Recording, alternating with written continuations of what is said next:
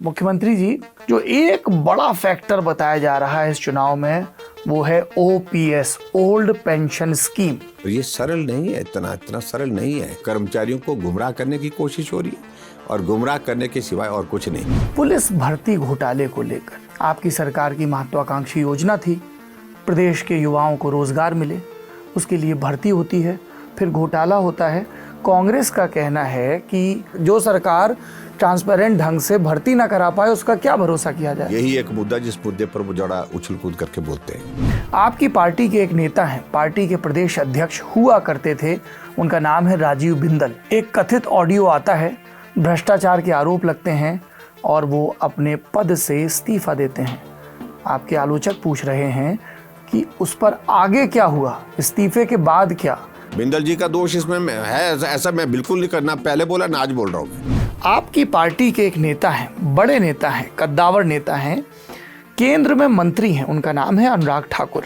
अनुराग ठाकुर और आपके बीच सब कुछ ठीक नहीं बताया जाता है और एक प्रसंग का विशेष रूप से जिक्र किया जाता है जो सेंट्रल यूनिवर्सिटी के देहरा कैंपस को लेकर है। उनको अनावश्यक रूप से पता नहीं क्या किस बात को लेकर उन्हें जो पब्लिकली जो रिएक्ट किया वो सार्वजनिक रूप से किसी ने भी पसंद नहीं किया। सेब के उत्पादक बड़ा नाराज हैं सरकार से, क्या कर रहे हैं उस नाराजगी को दूर करने के लिए, और कांग्रेस ने भी अपने 10 बिंदुओं में इस पर बड़ा जोर दिया है। देखो, कांग्रेस सिर्फ चुनाव के मुद्दे तलाश रही। आपके एक मंत्री एक ऐसे व्यक्ति से जाकर मिलते हैं जो रेप और हत्या के मामले में सजा याफ्ता है, गुरमीत राम रहीम। लेकिन उनने कहा कि इत्तेफाक है और मेरा मंशा ऐसी नहीं थी।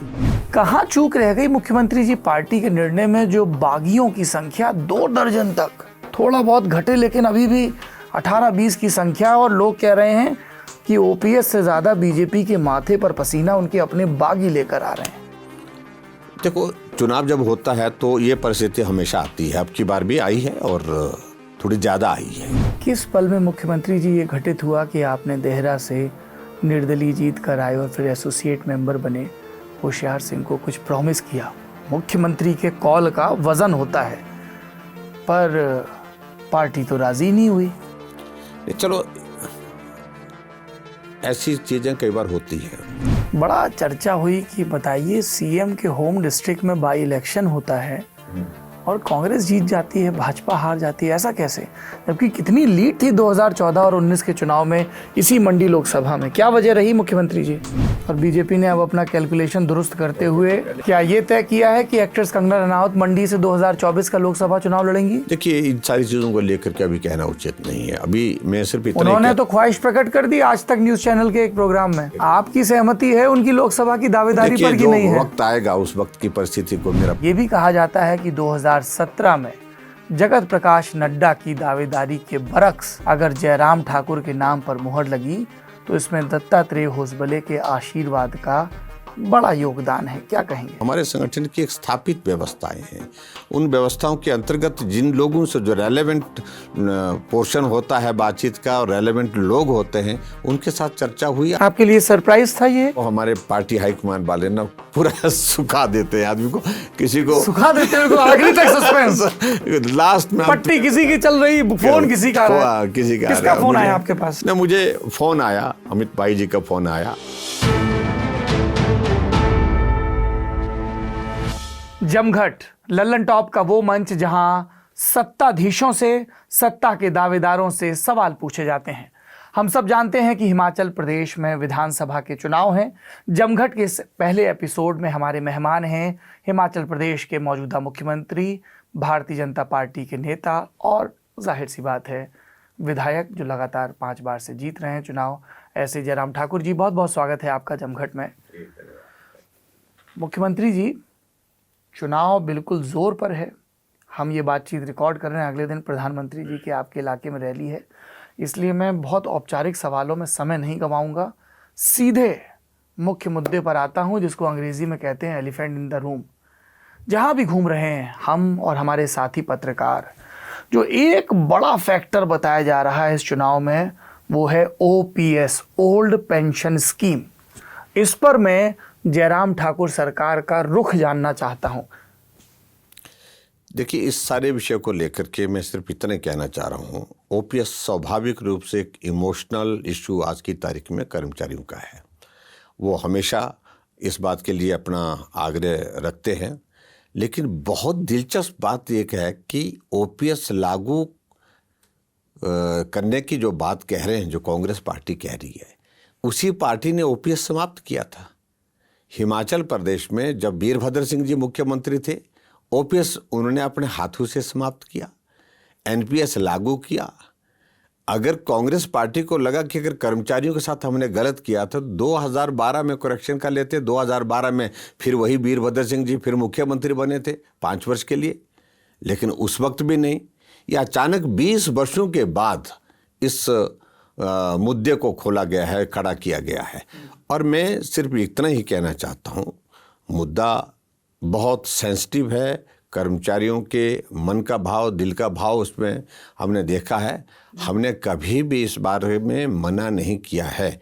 हमने कहा कि इस सारे मामले को लेकर के हम आइसोलेशन में निर्णय नहीं कर सकते हैं, क्योंकि हिमाचल के साथ भाजपा के अन्य 18 प्रांत भी भाजपा रूलिंग स्टेट में है, बीजेपी की रूलिंग स्टेट है।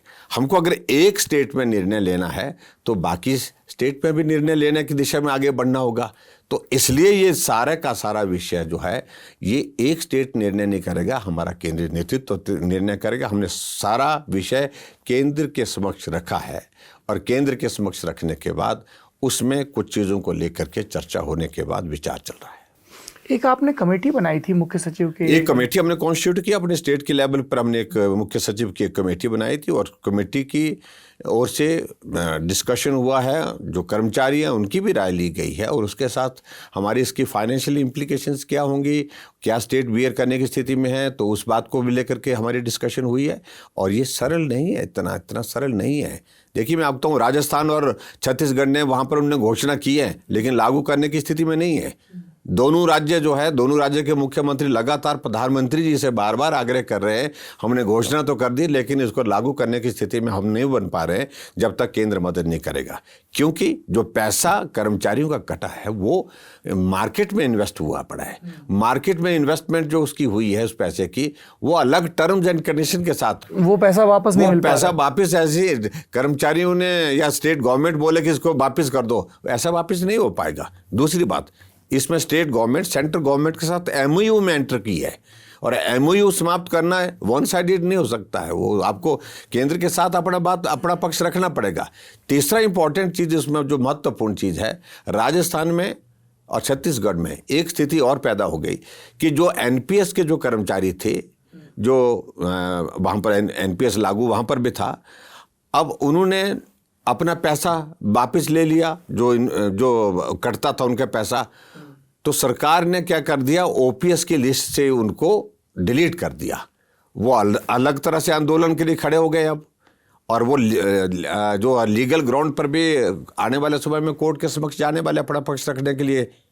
तो ऐसे एक नहीं, इसमें बहुत सारी कॉम्प्लिकेशन है। और दूसरी बात, ओपीएस में एक और बड़ा इंपॉर्टेंट चीज़ है, वो ये है कि जिसकी सर्विस लेंथ 10 साल से कम है, उसको ओपीएस में ऐसे भी फायदा नहीं हो पा रहा। वो संख्या भी हिमाचल प्रदेश में 10,000 से ज़्यादा कर्मचारी ऐसे हैं जिनकी पात्रता ओपीएस की बनी नहीं पा रही है। उनका क्या होगा? इसलिए बहुत सारी कॉम्प्लिकेशन जिसमें हैं। इसलिए सिर्फ एक लाइन में कह देना हम आएंगे, हम लागू कर देंगे। अरे, लागू करने के लिए राजस्थान ने आज से 8 महीने पहले, 9 महीने पहले किया हुआ घोषणा ये, लेकिन लागू आज तक क्यों नहीं हो पाई है? छत्तीसगढ़ ने घोषणा की, लेकिन लागू हो पाई क्या? कागजी कार्रवाई की है, कागजी कार्रवाई के सिवाय कुछ नहीं है। इसलिए कर्मचारियों को गुमराह करने की कोशिश हो रही है, और गुमराह करने के सिवाय और कुछ नहीं। लेकिन इसका कोई समाधान निकलेगा। मैं ये नहीं कह रहा हूँ ओपीएस लागू करने, मैं कह रहा हूँ समाधान निकलेगा तो केंद्र के सहयोग से ही निकलेगा। आप मुझे ये बता दीजिए मुख्यमंत्री जी कि आपने प्रधानमंत्री नरेंद्र मोदी के सामने हिमाचल प्रदेश का प्रतिनिधि होने के नाते क्या मांग रखी? क्या आपने प्रधानमंत्री जी से कहा कि हमारे राज्य की ये मांग है कि ओपीएस लागू हो? निश्चित रूप से रखी है। उन्होंने कहा कि सारी चीज़ की हम सारी डिटेल्स वर्कआउट करते हैं, सारी चीज़ें क्या कैसे हो सकती है। उनका यही कहना है कि इतना सरल नहीं है, कठिन है, लेकिन उसके बावजूद भी हमने अपना पक्ष रखा है। अच्छा, दिल्ली से वापस शिमला आते हैं। हम लोग घूमे, आपके बारे में खूब पूछा, आप 5 साल चेहरा रहे और पार्टी के मौजूदा राष्ट्रीय अध्यक्ष जो इसी हिमाचल प्रदेश से आते हैं, जगत प्रकाश नड्डा जी, लगातार अपने इंटरव्यूज़ में कह रहे हैं कि हमारा चेहरा जयराम ठाकुर ही है, मुख्यमंत्री को लेकर कोई संशय नहीं, उन्हीं के नेतृत्व में लड़ रहे हैं। 2 तरह की बातें कही जा रही मुख्यमंत्री जी। एक वर्ग है जो कहता है कि हमारे मुख्यमंत्री सरल हैं, सहज उपलब्ध हैं, और दूसरा वर्ग कहता है कि हमारे मुख्यमंत्री अपने आप को असर्ट नहीं करते हैं। और कुछ आलोचक तो ये भी कहते हैं कि दिल्ली से सरकार चली 5 साल, और कुछ ने ये भी कह दिया कि ब्यूरोक्रेसी पर उनकी पकड़ नहीं है। यकीन ना हो कितने मुख्य सचिव बदले 5 साल के कार्यकाल में, खुद मुख्यमंत्री के प्रिंसिपल सेक्रेटरी कितनी बार बदले, कितनी बार उनको अपने फैसलों को रिवर्स करना पड़ा नियुक्तियों के। इससे ये हुआ कि भाई ये मुख्यमंत्री हमारा दबंग नहीं है, पावरफुल नहीं है जैसे पहले के मुख्यमंत्री हुआ करते थे। क्या कहेंगे सर आप? देखिए, इसमें एक बात को लेकर के कहना मैं चाहता हूँ, हिमाचल की राज्य की तुलना बाकी राज्यों के साथ नहीं की जा सकती है। ये शांत प्रदेश है, सरल यहाँ की, और सहजता सरलता यहाँ के लोगों के स्वभाव में है। ये हमारी संस्कृति का हिस्सा है, और मैं समझता हूँ कि अगर हिमाचल की संस्कृति के मुताबिक अगर मैंने अपने आप काम करने का एक स्वभाव बनाया है तो कतई भी गलत नहीं है, एक बात। और दूसरी बात, जहाँ तक जो हमारे विपक्ष के लोग इसको ये कहते हैं कि हमने चीफ सेक्रेटरी बदले, प्रिंसिपल सेक्रेटरी बदले, वो गिनती में आए हमारे सामने। हमसे ज़्यादा कांग्रेस की सरकार के दौरान जो कोई रिटायर होगा वो तो उसकी जगह बदलना ही पड़ेगा। और चीफ सेक्रेटरी बदलने के लिए ये प्रेरोगेटिव चीफ मिनिस्टर का है। हमें जो उचित लगता है वो निर्णय किया है। अगर चीफ सेक्रेटरी बना बैठो हमारे मुताबिक और सरकार के मुताबिक हमको लग रहा उचित नहीं चल रहा तो बदल दिया उसको हमने। इसमें कमजोरी कहाँ से आती है? बदल दिया तो बदल दिया, तो क्या हम उन्हीं को चलाते रहते, उसी तरह से करते रहते? प्रिंसिपल सेक्रेटरी की अगर बात आती तो प्रिंसिपल सेक्रेटरी के लिए हमने कोई प्रिंसिपल सेक्रेटरी रिटायर हुआ तो उसके बाद तो बदलना ही था ना। प्रिंसिपल सेक्रेटरी की एलिवेशन हो गई एज चीफ सेक्रेटरी तो उसको बदलना ही था ना। तो ऐसे में मुझे लगता है कि ये अनावश्यक रूप से बातें कि मैं कम बोलता हूँ, सहज हूँ, सरल हूँ, इसलिए किसी को भी कुछ भी बोलने की इजाज़त हो और कुछ भी बोलने लग जाए तो ये भी ठीक नहीं है। जिन लोगों ने यह कहा है उनको ये मालूम होना चाहिए कि हमने निर्णय लिए है, कड़े निर्णय लिए, जो गलत काम है उनके खिलाफ कार्रवाई भी की है, और उसके बाद जिसको बदलने की ज़रूरत थी उसको बदला भी है। और जहाँ तक वो कह रहे हैं कि दिल्ली से हमारे कंसल्टेशन का प्रोसेस होता है, नेशनल पार्टी है, ये रीजनल पार्टी नहीं है या कोई ऐसी पार्टी है, तो यहाँ निर्णय को लेकर के कुछ विषयों को लेकर के चर्चा करने की जरूरत जहाँ रहती है वो रेलेवेंट चर्चा हम रेलेवेंट स्थान पर करते हैं। इसके लिए मुझे किसी को पूछने की आवश्यकता नहीं है कि मैं दूसरी पार्टी को पूछूंगा। अनावश्यक रूप से इन 5 वर्षों में इन्हीं बातों को पीटते रहे, रटते रहे कांग्रेस के लोग, जो ये कहते थे कि जयराम ठाकुर दिल्ली बुला लिया, जयराम ठाकुर का ये कर दिया। और मीडिया में भी कई जगह हमने इस बात को देखा, अनावश्यक रूप से कुछ लोग कहने की कोशिश करते थे 3 महीने बाद बदल जाएगा, 6 महीने बाद बदल जाएगा। ये 5 साल बोलते रहे ये लोग, क्योंकि बोलने के लिए कुछ नहीं था, कुछ भी नहीं था। इसलिए कि मुख्यमंत्री के खिलाफ इस तरह का बोलते रहो ताकि वो एक मॉरल अथॉरिटी पर और खास तौर से जो काम करने की उसमें वादा है। लेकिन मैं कांग्रेस के उन मित्रों को, विपक्ष के उन मित्रों को कहना चाहता हूं, मैंने 5 साल का कार्यकाल पूरा किया, पूरे दम के साथ किया। कोविड जैसी सिचुएशन में भी, जहां आर्थिक संकट भी आया, आर्थिक परिस्थिति भी खराब हुई, जीवन पर भी संकट आया, उसके बावजूद भी हमने काम किया। और ये काम सरल नहीं, आज से पहले किसी मुख्यमंत्री के जीवन में इस प्रकार का दौर नहीं आया जो हमने इस दौर में झेला है। मुख्यमंत्री जी, आपने कोविड का जिक्र किया, कई मेरी पत्रकारों से चर्चा हो रही थी तो बोले ये बात तो है कि जयराम ठाकुर के कार्यकाल के 2-2.5 वर्ष तो कोविड से जूझने में बीत गए। फिर एक जिक्र और आया, आपकी पार्टी के एक नेता हैं, पार्टी के प्रदेश अध्यक्ष हुआ करते थे, उनका नाम है राजीव बिंदल। एक कथित ऑडियो आता है, भ्रष्टाचार के आरोप लगते हैं और वो अपने पद से इस्तीफा देते हैं। आपके आलोचक पूछ रहे हैं कि उस पर आगे क्या हुआ, इस्तीफे के बाद क्या? जो पीपीई किट घोटाला जिसको उन्होंने कहा, उसके बारे में आप राज्य की जनता को क्या बताएंगे? मुझे लगता है कि जिन लोगों ने ये प्रश्न इस तरह का रखा है, जो विपक्ष के लोग हैं, उनको एक बार नहीं अनेक बार जानकारी सदन के अंदर भी दे चुके हैं हम जी। और बाहर भी जानकारी, सब उनको सब कुछ पता है, लेकिन फिर भी उसके बावजूद कुछ बोलना है हमने। हकीकत क्या है कि एक ऑडियो वायरल होती है और उस ऑडियो में पैसे का लेन देन का विषय आता है। डायरेक्टर हेल्थ सर्विसेज जो है उनका आपस में कोई बातचीत हो रही है। कुछ घंटे के बाद, 3 घंटे के बाद वीडियो जैसे हमारे पास, ऑडियो हमारे पास आया, हमने सुना, एफआईआर दर्ज की, उसका सस्पेंशन किया, उसके खिलाफ एफआईआर दर्ज करने के बाद उसको अरेस्ट किया, अरेस्ट करने के बाद सस्पेंशन किया, सस्पेंशन करने के बाद इन्वेस्टिगेशन की प्रोसेस कंप्लीट हुई और उसके बाद चार्जशीट दाखिल हुई उसके खिलाफ। क्या कर सकते थे उसमें, इसके सिवाय और क्या करना था? फांसी पर टांगना था उसको क्या? लेकिन जो कार्रवाई करनी थी उसके खिलाफ हमने कार्रवाई की, क्योंकि उसका, लेकिन जहां तक बात आती है, बिंदल जी को इस्तीफे की जरूरत क्यों पड़ी है? बिंदल जी पार्टी के अध्यक्ष थे। ये जो 2 कर्मचारी, ये उनके साथ कामकाज में एक दौर में रहे हैं और कामकाज में एसोसिएटेड रहे, और ये दोनों उनके नज़दीक होने के कारण लोगों ने इस बात पर प्रश्न खड़ा किया कि जिनके साथ ये काम करते रहे, जो इनके जो मंत्रिमंडल में, जो मंत्रिमंडल के दौरान जो है वो उनके साथ में काम करते रहे, तो इनको नहीं, इनके दूसरे जो मेन आदमी है उसके ऊपर जो है वो ये करना चाहिए। इस तरह का एक आरोप लगाने का प्रयत्न किया। बिंदल जी का दोष इसमें है, ऐसा मैं बिल्कुल नहीं करना, पहले बोला ना, आज बोल रहा हूं मैं।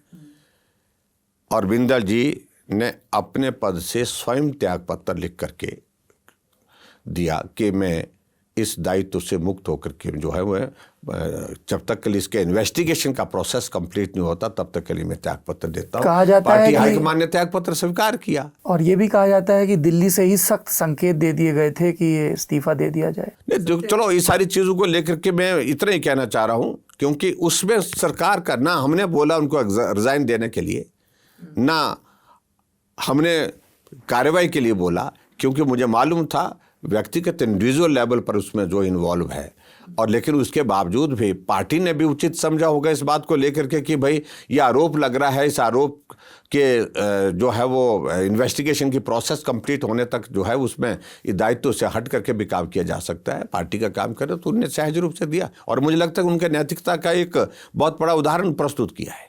अच्छा, नैतिकता की चर्चा हो रही है तो एक प्रश्न और पूछा जा रहा है, पुलिस भर्ती घोटाले को लेकर। आपकी सरकार की महत्वाकांक्षी योजना थी प्रदेश के युवाओं को रोजगार मिले, उसके लिए भर्ती होती है, फिर घोटाला होता है। कांग्रेस का कहना है कि आपका हाथ है डीजीपी कुंडू के ऊपर, और अब तो वो चुनाव आयोग में भी शिकायत दर्ज कराया है कि हमें इस डीजीपी की निष्पक्षता पर भरोसा नहीं है। उस पुलिस भर्ती घोटाले बता दीजिए, क्योंकि वो कह रहे हैं कि जो सरकार ट्रांसपेरेंट ढंग से भर्ती ना करा पाए उसका क्या भरोसा किया जाए। देखिए, मैं इस बात को लेकर ये बहुत बड़ा महत्वपूर्ण है, यही एक मुद्दा जिस मुद्दे पर वो जरा उछल कूद करके बोलते हैं।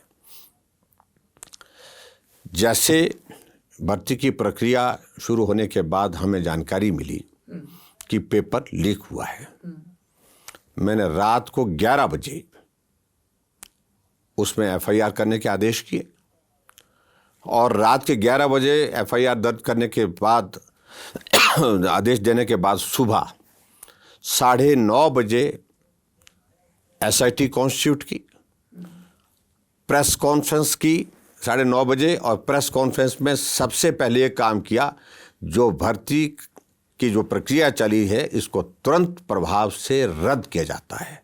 जो पेपर जो दिया था, पेपर रद्द किया जाता है। एक बात, एसआईटी कॉन्स्टिट्यूट होने के बाद इन्वेस्टिगेशन की प्रोसेस शुरू हुई। फिर प्रश्न आया कि भाई पुलिस वाले भर्ती कर रहे हैं, पुलिस वाले ही जांच करेंगे। मैंने सीबीआई को रेफर किया केस। सीबीआई ने कहा कि हम इसकी मेरिट पर देखते हैं। तब तक के लिए जो एसआईटी कॉन्स्टिट्यूट की, तो उन्होंने बड़े स्केल पर जो उसमें इन्वेस्टिगेशन की प्रोसेस को आगे बढ़ाते हुए अरेस्ट की, जेल की सलाखों के पीछे डाला उन जो दोषी लोग थे। किसी को बिहार से पकड़ा, किसी को उत्तर प्रदेश से पकड़ा, किसी को हरियाणा से पकड़ा, दिल्ली से पकड़ा, हिमाचल में पकड़ा, लेकिन एक नहीं छोड़ा जेल की सलाखों के पीछे। और उसके बाद पुलिस भर्ती की प्रक्रिया नए सिरे से शुरू हुई, और 1350 जवानों की भर्ती की प्रक्रिया बिना किसी प्रश्न चिन्ह के पूर्ण कर ली गई। आजकल वो सब के सब जो है, जिनकी नई भर्ती की प्रक्रिया पूरी की, वो सब के सब जो है वो उनकी ट्रेन जो है वो अपॉइंटमेंट हो करके उनकी प्रोसेस होकर कंप्लीट हो गया जी। लेकिन ये भी तो कांग्रेस के लोगों को बताना पड़ेगा, इनके ज़माने में पुलिस की भर्ती हुई थी, क्या उन्होंने पेपर रद्द किया? क्या पेपर रद्द नहीं किया। इनके ही ज़माने में पीएमटी का घोटाला हुआ था, पेपर लीक हुआ था, इनने वो रद्द नहीं किया था, दबाने की कोशिश की थी। हाई कोर्ट से जाकर के उसको पेपर को रद्द किया गया था। और उसके बाद जो पुलिस भर्ती जो इनकी हुई थी उसकी इन्वेस्टिगेशन हमारी सरकार के दौरान 2017 में फिर हमने चार्जशीट दाखिल की उन लोगों के खिलाफ। आखिरकार बोलना क्या चाह रहे हैं? ये जो दोषी थे उनके खिलाफ कार्रवाई की गई है। और ये जो इल्जाम लगता है कि आप बड़े अधिकारियों को बचा रहे हैं, ये बचाने का सवाल ही पैदा नहीं होता है। दोष साबित होना चाहिए, दोष कहने से दोष नहीं होता। लेकिन दोष के लिए तो मैं किसी को बोल दूं ये चोर है, मैं किसी को बोल दूं कि इसने ये किया है, लेकिन वो साबित भी तो होना, तथ्य के आधार पर साबित होना चाहिए। और इसकी इन्वेस्टिगेशन की प्रोसेस कंप्लीट होने के बाद अब आगे जो है अंतिम दौर पर पहुंची है, और उसके बाद जो निर्णय होगा उस निर्णय के आधार पर कार्रवाई होनी चाहिए। और मेरा ये मानना है, और हमने इस बात को लेकर के अब जो लिस्ट मांगी है, हमने कहा है अधिकारी के स्तर पर कहाँ ये चूक हुई है, कहाँ जो चूक हुई है उनके खिलाफ भी कार्रवाई करेंगे। एक नियुक्ति से जुड़ा और सवाल है जिसकी बड़ी चर्चा हुई। राज्य लोक सेवा आयोग की चेयरपर्सन नियुक्त की जाती है जी। शाम को मीडिया में प्रेस रिलीज आती है, खबर आती है अगले दिन सुबह शपथ ग्रहण होगा। फिर बताया जाता है कि साहब गवर्नर बिजी हो गए, शपथ ग्रहण कैंसिल हो गया, बाद में वो चेयरपर्सन भी नहीं बनी, किसी दूसरे को नियुक्त किया गया, कहा गया संघ का विरोध था। क्या है सत्य? देखिए, सत्य ये एक बात को लेकर के कि कंसल्टेशन का प्रोसेस हुआ था, लेकिन थोड़ा हुआ था, कंप्लीट नहीं हुआ था। दिल्ली को भरोसे में नहीं लिया गया था, ये बात कही गई। देखिए, इस बात को लेकर के मुझे सिर्फ इतना ही कहना है कि ऐसी चीज़ें एक बार नहीं, नोटिफिकेशन एक बार होने के बाद कई बार विड्रॉ हुई, चेंज हुई, और चेंज एक नहीं हुई, उसमें चेंजेस 2 हुई। ये भी उन मित्रों को जानकारी, एक मेंबर भी बदले गए, एक मेंबर भी बदले गए हैं उसमें, ये हुआ। लेकिन उसमें चर्चा होने के बाद कहा कि भी थोड़ी सी चेंजेस करनी है, चेंजेस हुई है। तो मैं समझता हूं कि सारी चीज़ को जिस रूप में लेने की कोशिश की कुछ लोगों ने, उस तरह से लेने का ज़रूरत नहीं है। ऐसे निर्णय एक नहीं 20 निर्णय पूर्व की सरकारों में भी हुए हैं। नोटिफिकेशन हुआ, लेकिन बाद में कुछ लगता था कि उसमें कुछ चेंजेस करने की ज़रूरत महसूस हुई, तो किया एडमिनिस्ट्रेटिव लेवल पर, और हमने कंसल्टेशन का प्रोसेस कंप्लीट करने के बाद निर्णय किया उसमें। अच्छा, ये आपने पूर्व की सरकारों का जिक्र किया, तो मैं आपको एक खबर दे देता हूँ जो अभी सिर्फ मेरे ही पास है। आपकी विपक्षी हैं प्रतिभा सिंह जी, कांग्रेस की प्रदेश अध्यक्ष हैं। उनके जब हमने बेटे से बात की और कहा कि जयराम जी का तो ये बयान है, पवन काजल आ गए, हर्ष महाजन आ गए, प्रतिभा जी भी आ जाएं भाजपा में, तो उन्होंने कहा कि वो हार की आशंका से बौखलाए हुए हैं, जयराम ठाकुर जी 5 साल कुछ काम नहीं किया, ऐसा ये विक्रमादित्य ने कहा। प्रतिभा सिंह जी से बात हुई तो वो आपकी तारीफ कर रही थी, कह रही थी मुख्यमंत्री भले ही विपक्षी पार्टी के हों, लेकिन जब मेरे पति का निधन हुआ तो वो वहाँ मौजूद थे। उन्होंने बहुत ही पॉलिटिकली लार्ज हार्ट दिखाया, बड़ा दिल दिखाया, धूप थी, सब कुछ था, तो वो आपकी तारीफ कर रही थी। वीरभद्र सिंह की लेगेसी को आप एक पॉलिटिकल एक्टिविस्ट के तौर पर, वर्कर के तौर पर कैसे देखते हैं, प्लस माइनस? देखिए, राजनीतिक दृष्टि से तो हम बिल्कुल अलग अलग हैं, लेकिन मानवता तो जिंदा रहनी चाहिए, राजनीति में भी जिंदा रहनी चाहिए। वीरभद्र सिंह जी अस्वस्थ हुए, बीमार हुए, 2 बार ऐसे इंस्टेंस हुए कि जहां उनको एकदम बेटर हेल्थ फैसिलिटीज़ की ज़रूरत थी, तो उनको शिफ्ट करना था, तो हमने चॉपर दिया। एक बार उनको चंडीगढ़ जाना तो चंडीगढ़ उनको भेजा था, और एक बार दूसरी बार उनको जो हॉस्पिटल से वहाँ से लाना था, मैक्स हॉस्पिटल में थे शायद मेकल में, चंडीगढ़ में ही, जहाँ से उनको वापस लाना था, कोविड हो गया था उनको, तो उस वक्त उनको उसमें चॉपर दिया गया, उनको लाया गया। और उसके बाद फिर मुझे लगता है कि ये सारी चीज़ें बहुत छोटी चीज़ें हैं, मानवता बहुत बड़ी चीज़ है और मुझे करना भी चाहिए ऐसे में। और दूसरी बात, फिर उसके बाद फिर विषय ये भी आया कि जब उनका स्वर्गवास हुआ तो मैं फ्यूनरल में गया, उस दिन गया, और मैं व्यक्तिगत रूप से गया वहाँ पर सारे उस प्रोसेस में। तो मुझे लगता था कि मुझे जाना चाहिए और हम गए वहाँ पर। तो मैं नहीं समझता हूँ कि इसमें मैंने कोई ऐसा किया है या कोई बड़ा काम किया है। मैंने कभी इस भाव को सोचा नहीं, किसी ने अलग अलग तरीके से इसको लिया, वो उन पर छोड़ देता हूँ। लेकिन मैंने विशुद्ध मानवता के दृष्टिकोण के साथ ही सारा काम किया है। हम लोगों के लिए, हम लोग पत्रकारिता के, राजनीति के उत्सुक विद्यार्थी, ये बड़ा अच्छा होता है देखना कि इस तरीके का पॉलिटिकली कोई शत्रुता का भाव न रहे, प्रतिद्वंदता का भाव रहे। आपकी पार्टी के एक नेता हैं, बड़े नेता हैं, कद्दावर नेता हैं, केंद्र में मंत्री हैं, उनका नाम है अनुराग ठाकुर। अनुराग ठाकुर और आपके बीच सब कुछ ठीक नहीं बताया जाता है और एक प्रसंग का विशेष रूप से जिक्र किया जाता है जो सेंट्रल यूनिवर्सिटी के देहरा कैंपस को लेकर है। मंच पर उन्होंने तंज कसा आप पर, आपने कुछ कहा, बड़ी चर्चा हुई, फिर हस्तक्षेप हुआ, फिर सफाई, फिर मानवनव्वल का दौर। तो उससे ये चर्चा होती है कि कोई कहता है कि जयराम ठाकुर, चूँकि प्रेम कुमार धूमल 10 बरस सीएम रहे, अनुराग उनके बेटे हैं, तो उनके लिए एक पॉलिटिकल चैलेंजर हमेशा रहेंगे बीजेपी में।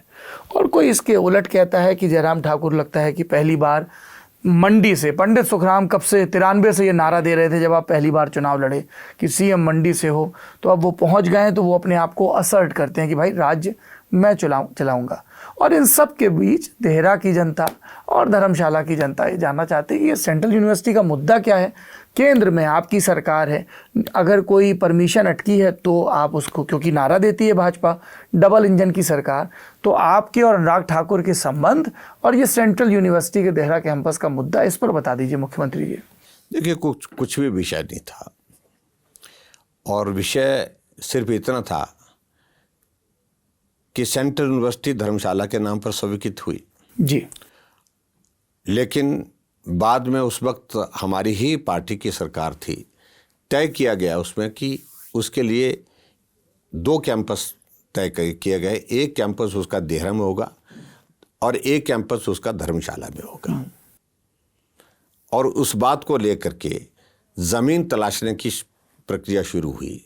पहले ज़मीन नहीं मिली, ज़मीन नहीं मिली तो उसके बाद उसके क्लियरेंसेस के इश्यूज बहुत ज़्यादा थे, क्योंकि हमारे यहाँ पर क्या होता है कि हिमाचल प्रदेश में फॉरेस्ट की क्लियरेंस अगर आती है तो उसके लिए लंबी प्रोसेस है, उस प्रोसेस में से गुजरना पड़ेगा। तो उस प्रोसेस में पिछली जो कांग्रेस की गवर्नमेंट, क्योंकि ये यूनिवर्सिटी तो 2009 की यूनिवर्सिटी है, तो उसके बाद वो प्रोसेस इतना डिले किया, कुछ किया ही नहीं उसमें, न एक जगह किया न दूसरी जगह किया। और उसमें लैंड एक्विजिशन का जो प्रोसेस होना था, लैंड एक्विजिशन के साथ साथ जो पर्टिकुलरली जो फॉरेस्ट लैंड की जो क्लियरेंसेस के इश्यूज थे वो ज़्यादा इंपॉर्टेंट थे। वो क्लियरेंसेस के इश्यूज पेंडिंग रहे। हमने उनको प्रोसेस किया और क्लियरेंसेस वगैरह सारी करवाई, केंद्र से करवाई। अनुराग ठाकुर जी भी उस काम में लगे हुए थे। अल्टीमेटली जब उसका जो एनपीवी का जो पैसा जमा होना था वो भी हमने, पता नहीं शायद 5 करोड़ या 6 करोड़ कितना था, मुझे एग्जैक्ट अमाउंट मालूम नहीं, तो वो भी हमने जमा कर दिया। उसके बाद फिर हमारे 2 तरफ से चीज़ों को लेकर के उसमें विषय था। सबका मत था कि देहरा में भी काम शुरू हो और धर्मशाला में भी काम शुरू हो, लेकिन धर्मशाला में तब तक के लिए लैंड उपलब्ध नहीं हो पाई थी। जो उपलब्ध हो पाई थी उसकी क्लियरेंसेस नहीं थी।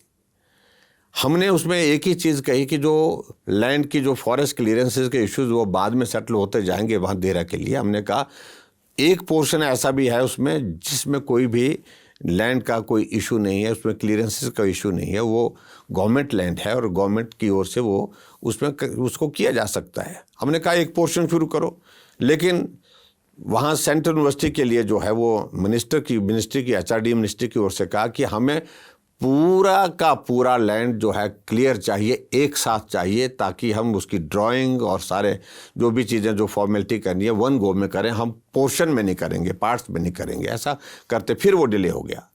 ऐसा डिले होने की वजह से अल्टीमेटली अनुराग जी चाह रहे थे कि जल्दी हो, उसमें थोड़ा उस कारण से और डिले होगा। तो हमने कहा आप केंद्र में मंत्री हैं, आप भी थोड़ा सा सारे इस विषय को लेकर के आगे बढ़ाएं। हमारी कई बार चर्चा हुई, लेकिन उनको अनावश्यक रूप से पता नहीं क्या किस बात को लेकर उन्हें जो पब्लिकली जो रिएक्ट किया वो सार्वजनिक रूप से किसी ने भी पसंद नहीं किया। इसलिए नहीं पसंद किया क्योंकि हमारा उसमें कसूर ही नहीं था, हमारा दोष ही नहीं था। फैक्ट्स कुछ और थे, फैक्ट्स कुछ और रखे गए, ऐसा कन्फ्यूज़न वहाँ पर हुआ। अल्टीमेटली उन्होंने बोला लेकिन हमने कुछ नहीं बोला। हमने उनकी बात सुनी और बात सुनने के बाद हमने कहा कि इसका हम बैठ करके समाधान, मैंने एक लाइन में बात कही, हो सकता है कि कुछ इसमें ऐसी चीज़ें रही है जिनको हमको बैठ करके रास्ता निकालना होगा, तो हम बैठेंगे, चर्चा करेंगे, उसका समाधान निकालेंगे। अब हमारे लिए कोई दिक्कत नहीं है। अब उसके बाद विषय ही समाप्त हो गया। लेकिन इतना ज़रूर है कि वो एक सिचुएशन बनी थी और मुझे लगता है कि अब वो दौर हो गया सो हो गया। कई बार राजनीतिक जीवन में, सामाजिक जीवन में कई ऐसी घटनाएं घटित हो जाती है, वो पल भर में घटित हो जाती है, उसके बाद समाप्त भी हो जाती है। किस पल में मुख्यमंत्री जी ये घटित हुआ कि आपने देहरा से निर्दलीय जीत कर आए और फिर एसोसिएट मेंबर बने, होशियार सिंह को कुछ प्रॉमिस किया? मुख्यमंत्री के कॉल का वज़न होता है, पर पार्टी तो राज़ी नहीं हुई। टिकट को लेकर मुठभेड़ बनी रही, डिनर डिप्लोमेसीज़ हुई, प्रेस में खबरें छपी, किसने किसके यहाँ भोजन किया, किसके टिकट को लेकर मुख्यमंत्री कह रहे थे कि सर्वे में नाम नहीं है, फिर भी हुआ। फिर सीटें स्वैप हुई, रमेश धवाला को वहाँ भेजा गया, पठानिया को वहाँ भेजा गया, और मुख्यमंत्री की इन सब में सहमति नहीं बताई गई। और जिनको आपने प्रॉमिस किया था उनको फिर से निर्दलीय पर्चा भरना पड़ा। नहीं, चलो ऐसी चीज़ें कई बार होती हैं, हम अपना पक्ष रख सकते हैं, लेकिन उसके बावजूद निर्णय मेरा पार्टी का नेतृत्व करता है। जहाँ तक वहाँ से देहरा से जो निर्दलीय विधायक, वो भारतीय जनता पार्टी के एसोसिएट मेंबर रहे, यानी कि निर्दलीय विधायक चुन करके आए थे, लेकिन 5 वर्ष तक सरकार का सहयोग देते रहे, सदन में, सदन से बाहर भी। लेकिन ये भी बात सत्य है कि कुछ बातों को लेकर के कन्फ्लिक्ट थे उनके दिमाग में, इनके जहन में। एक बात रहती है कि मैं इंडिपेंडेंट हूँ, कई बार वो अपनी बात जो है उसी तरीके में कह देते थे जिस तरह से एक इंडिपेंडेंट कहता है, तो उसके कारण जो है वो थोड़ा तल्खी का माहौल खड़ा हो जाता था कुछ जगह। लेकिन अब वो निर्णय समाप्त हो गया, उसमें एक निर्णय पार्टी के नेतृत्व ने लिया है और उस निर्णय में जो है वो अब कोई टिप्पणी करना उचित नहीं है, मैं समझता हूँ। अब वो चुनाव लड़ रहे हैं, वो उन्होंने कहा कि मैं इंडिपेंडेंट पिछली बार भी था, इंडिपेंडेंट अब की बार भी चुनाव लड़ रहा हूँ, तो वो चुनाव लड़ रहे हैं। और वहाँ ठीक है, टिकट को लेकर के स्वैप हुआ है, आगे पीछे हुआ है। जो वहाँ चुनाव लड़ते थे उनको दूसरा विधानसभा क्षेत्र दिया गया है और दूसरा विधानसभा क्षेत्र में जो चुनाव लड़ करके जीते थे उनको देहरा दिया गया। तो ऐसी चीज़ें हुई हैं, लेकिन पार्टी के नेतृत्व ने की है, तो इसलिए मुझे उस पर कोई टिप्पणी नहीं करनी। आपकी सहमति नहीं थी, लेकिन आप अनुशासित सिपाही हैं, लेकिन मैं इस बात को लेकर के कहता हूँ जो हुआ ये निर्णय है पार्टी का। कहाँ चूक रह गई मुख्यमंत्री जी पार्टी के निर्णय में? जो बागियों की संख्या 2 दर्जन तक, थोड़ा बहुत घटे लेकिन अभी भी 18-20 की संख्या, और लोग कह रहे हैं कि ओपीएस से ज्यादा बीजेपी के माथे पर पसीना उनके अपने बागी लेकर आ रहे हैं। देखो, चुनाव जब होता है तो ये परिस्थिति हमेशा आती है, अब की बार भी आई है और थोड़ी ज्यादा आई है, इसमें दो राय नहीं है। कितना आपने मनाने की कोशिश की, नड्डा जी ने की? जब एक हालात बनते हैं कि जब लगता, सबको लगता है कि सरकार बन रही है, इसलिए मुझे भी मांगना चाहिए, मुझे भी टिकट चाहिए। सब टिकट मांगने के लिए स्वतंत्र भी हैं, पार्टी के कार्यकर्ता होने के नाते किसी को रोका नहीं जा सकता है, अधिकार सबको है। लेकिन उसके साथ साथ में एक बात ये भी हमको मान के चलने पड़ेगी, टिकट तो एक को ही होगा, बाकियों को संयम रखना पड़ेगा, सब्र करना पड़ेगा। लेकिन कुछ लोगों ने सब्र किया, बहुत सारे लोगों ने टिकट मांगा था, बहुत सारे लोगों ने सब्र किया, संयम किया। लेकिन कुछ लोगों ने उसके बावजूद भी नॉमिनेशन फाइल किया, कुछ लोगों ने उस पर वापस भी लिया। लेकिन अभी भी कुछ लोग हैं, लेकिन मैं उस सारी पर चर्चा ही नहीं करना चाहता हूँ। हमारा सीधा फोकस है, हमको भाजपा की सरकार बनानी है, हमने नरेंद्र भाई मोदी जी को मजबूत करना है। और ऐसे में हमारा लक्ष्य बड़ा सीधा और स्पष्ट है, और ऐसे में जहां इस प्रकार के जो लोग खड़े हैं उस तरफ हमारा ध्यान ही नहीं है वर्तमान में। और धीरे धीरे जब कैंपेन उठेगा और ज़्यादा तेज़ी पकड़ेगा, मुझे पूरा भरोसा है कि बहुत सारे लोग वापिस आ जाएंगे और बहुत सारे लोग जो है वो ऐसा सोच करके कि हमने ये निर्णय उचित नहीं लिया, वो छोड़ देंगे। आप कह रहे हैं बहुत सारे लोग वापस आ जाएंगे, पार्टी संगठन कह रहा है कि साफ संकेत दे दिया गया है 6 साल से पहले किसी की वापसी नहीं, वो तो कर दिया। जो कार्रवाई करने की बात है, मैं कह रहा हूँ कार्रवाई करने की बात है, वो तो कार्रवाई तो होनी थी, क्योंकि वो अनुशासन की परिधि में अनुशासनहीनता की परिधि में आते तो कार्यवाही हो गई है।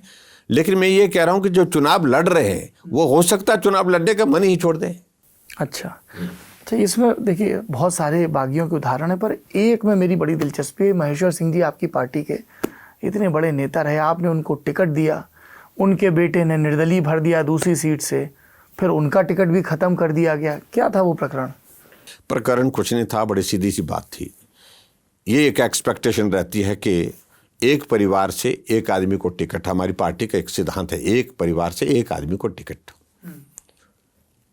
तो टिकट उनको दे दिया गया था, लेकिन उनका बेटा जाकर के दूसरी सीट से जाकर के नॉमिनेशन फाइल करके चले गए। तो उन्होंने क्या कहा इस पर आप लोगों को? जब हमने उनसे कहा कि ये उचित नहीं है, एक जगह से आप पार्टी के प्रत्याशी और दूसरी तरफ से आपका बेटा चुनाव में पार्टी के प्रत्याशी के खिलाफ चुनाव लड़ रहे हैं, इसका कोई रास्ता निकालना चाहिए, इसका समाधान निकालने की कोशिश करनी चाहिए। और कोशिश हुई भी, लेकिन उसके बावजूद उसमें सफलता नहीं मिल पाई। और पार्टी का नेतृत्व ने तय किया कि ये उचित संदेश नहीं जाएगा कि एक परिवार से दो लोग चुनाव लड़ें और एक पार्टी के टिकट पर चुनाव लड़े और एक पार्टी के खिलाफ चुनाव लड़े। इसलिए एक ही निर्णय रखना चाहिए। और निर्णय हुआ और उनको कहा कि आपको टिकट नहीं दे पाएंगे, और उन्होंने सहजता से इस बात को भी स्वीकार किया। नॉमिनेशन भरा था, नॉमिनेशन वापस किया। अनुशासित सिपाही के नाते मेरा बेटा मेरी बात को नहीं मान पाए, मैं मना नहीं पाया, मैं ही पार्टी की बात को मानता हूँ। ये बहुत बड़ा उदाहरण दिया उनने, मैं कह सकता हूँ कि बहुत बड़ा एक संदेश दिया है आने वाली जनरेशन के लिए, आने वाली पीढ़ी के लिए, कि पिता ने सैक्रिफाइस किया और उस निर्णय का सभी लोगों ने स्वागत किया है। एक पिता और हैं जिनके साथ आपकी कभी दुश्मनी कभी दोस्ती की खूब चर्चा होती है। जिस मंडी में बैठ के हम ये इंटरव्यू कर रहे हैं, उसी मंडी सदर के विधायक, बेटा चुनाव लड़ता है लोकसभा का कांग्रेस से, पिताजी कुछ एक बरस दूर रहते हैं, टेक्निकली बीजेपी के ही विधायक हैं, अब फिर हमजोली हो जाती है। क्या रहा ये आपके और उनके बीच में? देखिए, हमारे बीच में कुछ नहीं है जी, हमारे बीच में सिर्फ पार्टी है।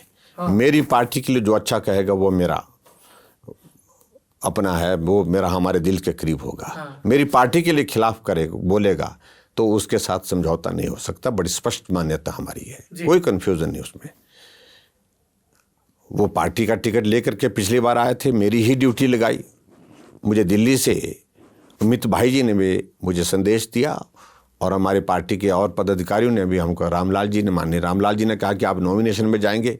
हालांकि मैं बहुत दूर दराज के इलाके में था, पैदल चला हुआ था, कार्यक्रम छोड़ करके दूसरे दिन सुबह उनके नॉमिनेशन में गया, अनिल शर्मा जी के में। अनिल शर्मा के। और फिर मुझे कहा कि आप एक दिन बैठ करके, जो पार्टी के लोग नाराज हुए पड़े हैं इस सारे निर्णय से, आपको सबको बिठाना है, बात करनी है। बात की, पूरा दिन बैठा, सुबह से शाम तक एक एक आदमी से बात। नाराज तो होंगे ना, पूरी जिंदगी वो उस परिवार के खिलाफ लड़े, बीजेपी का झंडा ढोया। स्वाभाविक सा। तो उसके बाद फिर हमने पूरे खुले दिल से सारी चीज को की। सब चीजें अच्छी चल रही, तो उनको मंत्रिमंडल में स्थान दिया, बहुत महत्वपूर्ण महकमा दिया, पावर मिनिस्ट्री दी उनको। हम सब चल रहे थे, अच्छी तरह से चल रहे थे। अचानक एक विषय आ गया, लोकसभा का चुनाव।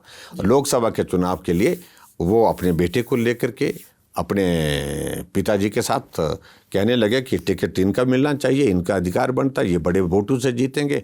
मैंने कहा अधिकार का विषय तो नहीं, टिकट मांगने का अधिकार है आपको, लेकिन ऐसा नहीं अधिकार बनता है, ऐसा नहीं। मैंने उनके पिताजी को बोला भी ऐसा। लेकिन मुझे कुल मिलाकर के एक चीज़ उसमें लगी कि अनिल शर्मा जी का उतना उसमें बस नहीं चल रहा था, क्योंकि वो अनिल शर्मा जी के पिताजी यानी कि पंडित सुखराम जी का जोर ज़्यादा था, और वो उस सारे इसमें उलझ करके रह गए, मैं पिता की मानूं या पार्टी की मानूं। ऐसे में एक स्थिति ऐसी बन गई, पार्टी ने निर्णय किया कि पिता मंत्री हैं आपके मंत्रिमंडल में, और इनके पुत्र को लोकसभा का टिकट नहीं दिया जा सकता। हमारे सिद्धांत के मुताबिक टिकट के लिए मना हुई, और जब टिकट के लिए मना हुई तो अनिल शर्मा जी के पिता जाकर के कांग्रेस पार्टी के कार्यालय में जाकर के कांग्रेस का टिकट लेकर के आ गए। कांग्रेस ने टिकट दे दिया, चुनाव हुआ, और चुनाव में एक विचित्र परिस्थिति होगी कि अनिल शर्मा मंत्रिमंडल में मेरे, लेकिन बेटा उनका सांसद ही लड़ रहा है कांग्रेस से। सांसद का टिकट लेकर के कांग्रेस पार्टी से आए, चुनाव लड़ रहे थे, और ऐसे में वो विचित्र परिस्थिति, तो इसके लिए हम दोषी नहीं हैं, बिल्कुल भी दोषी नहीं है। और अल्टीमेटली उन्हें मंत्रिमंडल से त्यागपत्र दिया, हमने त्यागपत्र स्वीकार किया, और उसके बाद वो एक पार्टी के विधायक के नाते, क्योंकि हमारे टिकट पर चुनाव लड़े थे, इसलिए वो पार्टी छोड़ना विधायकी चली जाती है। विधायकी चली जाती। तो ऐसे में वो सारा दौर चलता रहा, लेकिन बाद में उन्होंने इस बात को भी रियलाइज़ किया कि वो एक परिस्थिति थी, उस परिस्थिति में मेरे सामने पिताजी का भाव, मतलब एक पिता का भाव पुत्र के लिए और पुत्र का भाव पिता के लिए वो ज़्यादा हावी हो गया। उस कारण से मुझे ये निर्णय जो है, मैं पिताजी को मना नहीं कर पाया, और ऐसे में हालांकि जितना में ताकत थी मैंने कोशिश की, लेकिन मुझे वो निर्णय में पिताजी की बात को मानना पड़ा। और ऐसे में अब वो पिताजी नहीं है, तो ऐसे में मैं आज भी पार्टी के साथ काम करना चाहता हूं, आपके साथ चुनाव लड़ना चाहता हूं, आपके साथ मिलकर के काम करना चाहता हूं। हमने कहा स्वागत है। पार्टी के नेतृत्व ने कहा ठीक है, टिकट दिया है, चुनाव लड़ रहे हैं। बढ़िया। ये मंडी से जुड़ा एक आखिरी सवाल और है। बड़ा चर्चा हुई कि बताइए, सीएम के होम डिस्ट्रिक्ट में बाई इलेक्शन होता है और कांग्रेस जीत जाती है, भाजपा हार जाती है, ऐसा कैसे? जबकि कितनी लीड थी 2014 और 19 के चुनाव में इसी मंडी लोकसभा में। क्या वजह रही मुख्यमंत्री जी? देखिए, चुनाव के परिणाम हार जीत में ही होते हैं, बराबर तो होंगे नहीं। वो जीत होगी या हार होगी, चूक हुई है, इसमें तो हमको स्वीकार करने में कोई आपत्ति नहीं है। 3 विधानसभाएं हारे, लेकिन इसके बाद सुन लीजिए मेरी बात, यह हकीकत है कि 17 में से 9 विधानसभा में भारतीय जनता पार्टी की बढ़त है, और 8 में कांग्रेस की भी आई। लेकिन विषय यह बना कि वीरभद्र सिंह जो कांग्रेस के बहुत बड़े नेता थे, उनकी दुखद मृत्यु हुई, और उनकी जो रियासत है वो मंडी लोकसभा क्षेत्र का हिस्सा है। आपका रामपुर, आपका किन्नौर, यानी बड़ा इलाका सारा जो है वो इस तरह से उनके रियासत के करीब का इलाका ही रियासत का हिस्सा है लगभग। और रियासत के राजा का एक भाव था उनके प्रति, उनके क्यों बड़े नेता भी थे, इसमें दो राय नहीं। अल्टीमेटली फिर क्या हुआ कि कांग्रेस ने एक स्ट्रेटजिकली एक चीज़ की कि उनके परिवार से उनकी पत्नी को टिकट दे दिया, प्रतिभा सिंह को टिकट दिया, तो पूरा चुनाव शोक सभा, पूरा चुनाव श्रद्धांजलि में हुआ वो, और 1% वोट से जीती है। सिर्फ इतना ही है इसमें। हमारे लोग थोड़ा उम्मीद से ज़्यादा आश्वस्त रहे कि हो ही नहीं सकता, लेकिन वो हुआ, लेकिन उससे सीखा भी। और मैं समझता हूँ कि कई बार टाइमली अलर्ट जो है आदमी को जो है सचेत कर देता है, उससे सचेत भी हुए। और अर्की विधानसभा क्षेत्र से वो विधायक थे, वहाँ पर भी वही हुआ। जुब्बल कोट खाई में हमारा उसमें थोड़ा कैलकुलेशन गलत हो गया, और कैलकुलेशन में उसमें हमको झेलना पड़ा वो सारी चीज़ को लेकर के, उसमें एक कमी छूट गई। और बीजेपी ने अब अपना कैलकुलेशन दुरुस्त करते हुए ठीक करने की कोशिश क्या ये तय किया है कि एक्ट्रेस कंगना रनावत मंडी से 2024 का लोकसभा चुनाव लड़ेंगी? देखिए, इन सारी चीज़ों को लेकर के अभी कहना उचित नहीं है। अभी मैं सिर्फ इतना, उन्होंने तो ख्वाहिश प्रकट कर दी आज तक न्यूज़ चैनल के एक प्रोग्राम में ना, उनने बात कही होगी, तो ये भी दौर आने वाले समय में होते रहेंगे, आने वाले समय में ये सारी चीज़ें भी होती रहेंगी। लेकिन फिलहाल तो उन्होंने इतना कहा कि मैं भाजपा की समर्थक हूँ, ये बात उन्होंने। और ख़ास तौर से जो एजेंडा है भारत का, ये भारतीय जनता पार्टी का, उस एजेंडे में से बहुत सारे एजेंडे में मेरी भी सहमति है। आपकी सहमति है उनकी लोकसभा की दावेदारी पर कि नहीं है? वक्त आएगा, उस वक्त की परिस्थिति को मेरा पार्टी का नेतृत्व तय करेगा। लोकसभा का दौर अभी 2024 में आएगा, और उस वक्त भी पार्टी का नेतृत्व चर्चा करेगा। जब उनका दौर आएगा तो स्वाभाविक रूप से हम चर्चा में शामिल होंगे कहीं ना कहीं, किसी न किसी रूप में। अच्छा, देखिए, बहुत नेताओं के दौर आते हैं जाते हैं, लेकिन हिमाचल प्रदेश में एक चीज़ का दौर हमेशा रहता है, वो है सेब। हिमाचल की एक बड़ी पहचान वो भी है। सेब के उत्पादक बड़ा नाराज़ हैं सरकार से। क्या कर रहे हैं उस नाराज़गी को दूर करने के लिए? और कांग्रेस ने भी अपने 10 बिंदुओं में इस पर बड़ा जोर दिया है, इस पर बताइए। देखो, कांग्रेस सिर्फ चुनाव के मुद्दे तलाश रही है। सही मायने में 5 वर्षों में एक भी ऐसा मुद्दा नहीं मिला उनको जिस मुद्दे पर बड़ा मुद्दा खड़ा कर सके। सेब सिर्फ कांग्रेस का मुद्दा नहीं है, हमेशा इस मुद्दे को सेब के नाम पर राजनीति करने की कांग्रेस ने बस एक तरह की वो बना के रखी है कि ये हम नहीं करना। मुद्दा क्या है नाराजगी का, पहले स्पष्ट करें वो। कोई इस तरह का मुद्दा, सिर्फ एक ही चीज को लेकर के एक क्या हो गया कि पैकेजिंग का मटेरियल की कॉस्ट बढ़ गई, और कॉस्ट बढ़ने का एक कारण ये भी था, उसमें जीएसटी जो 6% इंक्रीज हुआ, 12 से 18% हुआ। जैसे ही इंक्रीज हुआ, और जीएसटी का निर्णय जीएसटी काउंसिल में होता है, जहां वहाँ हिमाचल के मुख्यमंत्री ने, वित्त मंत्री ने विरोध किया। हम सब लोगों ने पक्ष रखा, हमने केंद्र को लिखा भी है इसमें कि हिमाचल में इसको, लेकिन सबकी सहमति से, सबकी इसमें जो है वो क्या नाम मेजॉरिटी के साथ वो निर्णय हो गया, सो हो गया। लेकिन फिर भी उसके बावजूद मैंने कहा कि जो जीएसटी का इंक्रीज हुआ 6% का, इसको हम कंपनसेट करेंगे। जितना भी जो मटेरियल है इस तरह का, जिस मटेरियल पैकेजिंग का, उसमें आप हम डॉक्यूमेंट्स प्रस्तुत करें, हम उसमें जीएसटी जो है उसको कंपनसेट करेंगे। इस तरह की भी मांग रखी गई कि ये जो बाहर से, विदेश से सेब आ रहा है, जिसकी वजह से सेब उत्पादकों को दिक्कत हो रही है, उस पर ड्यूटी बढ़ाई जाए। हाँ, उस पर ड्यूटी बढ़ाई जाए, इस बात को भी रखा है। ये भी हमने केंद्र के समक्ष आश्वासन मिला केंद्र से आपको? देखिए, इसमें कोई इंटरनेशनल इश्यूज हैं जो हमारे, जिस बात को लेकर के अभी तक उसमें कुछ चीज़ें आगे बढ़ी तो हैं, लेकिन मैं उम्मीद करता हूँ कि आने वाले समय में इस दिशा में चीज़ें बढ़ेंगी आगे, ताकि जो बाहर का आने वाला सेब जो है वो महंगा होगा, तो स्वाभाविक रूप से अपने देश के सेब की कीमत अच्छी उसमें मिलेगी। अगर बाहर से सस्ता आ जाएगा तो निश्चय डेफिनेटली जो है हमारी इकोनॉमी पर उसका इम्पैक्ट आएगी, एप्पल की इकोनॉमी पर। आपको लगता है मुख्यमंत्री जी कि महंगाई एक मुद्दा है, इकोनॉमी का जिक्र हो रहा है हिमाचल प्रदेश के चुनाव में? देखिए, चुनाव के संदर्भ में मुझे ज़्यादा नहीं कहना है, लेकिन महंगाई पूरा ग्लोबल इशू है। ये कोई हिमाचल का या दिल्ली का, देश का इशू है, पूरा ग्लोबल इशू। और कोई चुनाव दो चीज़ों के बिना आज तक मैंने होते नहीं देखा जी। एक महंगाई और एक बेरोजगारी। ये दो मुद्दे हमेशा चुनाव के मुद्दे होते ही होते हैं। चुनाव चाहे देश का हो चाहे प्रदेश का हो, हर जगह मुद्दे होते हैं।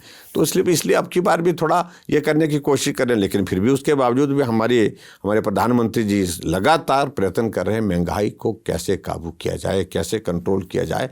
इसके लिए जो एफर्ट्स जो है बहुत सीरियसली किए जा रहे हैं, और मुझे उम्मीद है कुछ अच्छा होगा। अच्छा, एक मुद्दा और है जो नया है, इसी चुनाव में है। आपके एक मंत्री एक ऐसे व्यक्ति से जाकर मिलते हैं जो रेप और हत्या के मामले में सजा याफ्ता है, गुरमीत राम रहीम। विपक्षी इसको भी मुद्दा बना रहे हैं, क्या कहेंगे आप?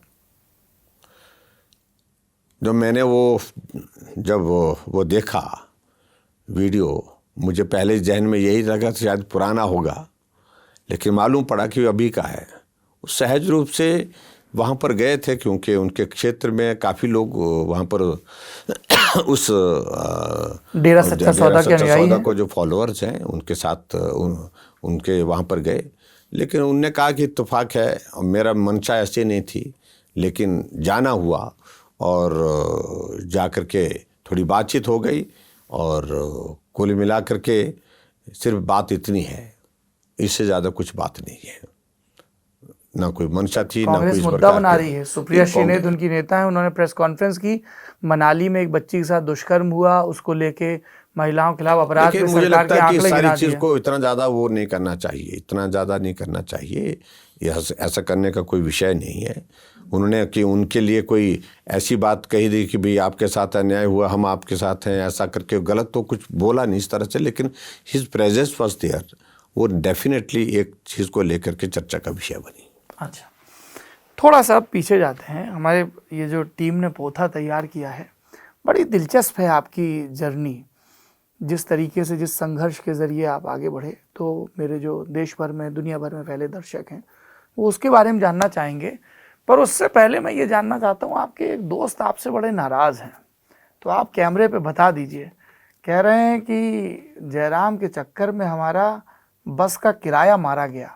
बेचारे जयपुर गए थे आपकी शादी की पैरवी करने, और आपके सास ससुर ने हामी तो भरी नहीं तब शादी के लिए, उल्टे पांव लौटा दिया और बस पे जाके टिकट कटाया, फिर वापस जाना पड़ा।